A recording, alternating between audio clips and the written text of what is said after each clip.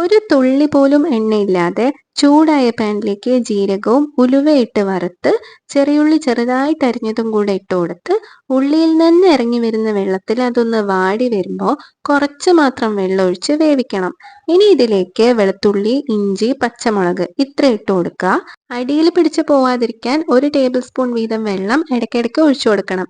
ഇതെല്ലാം നന്നായിട്ടൊന്ന് സോട്ടായി വരുമ്പോൾ മുളക് പൊടി, മഞ്ഞൾപ്പൊടി, ഗരം മസാല, പിന്നെ കുറച്ച് കുരുമുളക് പൊടിയും കൂടെ ഇട്ട് കൊടുക്കുക.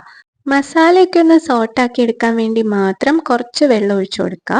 ഒരു തക്കാളി ചെറുതായിട്ട് അരിഞ്ഞതും പുളിയും പിന്നെ ആവശ്യത്തിന് ഉപ്പും കൂടെ ചേർത്ത് മിക്സ് ചെയ്തതിന് ശേഷം 1 കപ്പ് ചൂടുവെള്ളം കൂടെ ഒഴിച്ച് തിളപ്പിക്കാം. ഈ ഗ്രേവിയിലേക്ക് ക്ലീൻ ചെയ്ത് വെച്ച മത്തി ഇട്ട് കൊടുക്കുക.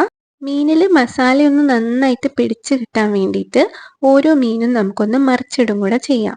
1 കപ്പ് തിളച്ച വെള്ളവും കൂടെ ചേർത്ത് 4 മുതൽ 5 മിനിറ്റ് വരെ കുക്കാക്കി എടുക്കുക. 1/4 കപ്പ് തേങ്ങാപ്പാലും കൂടെ ഒഴിച്ച് മിക്സ് ചെയ്താൽ tasty and healthy no oil മത്തിക്കറി റെഡിയായി. തേങ്ങാപ്പാൽ ഒഴിച്ച ശേഷം അധിക നേരം തിളപ്പിക്കരുത്. ഗ്യാസ് ഓഫ് ചെയ്ത് അടച്ചു വയ്ക്കാം.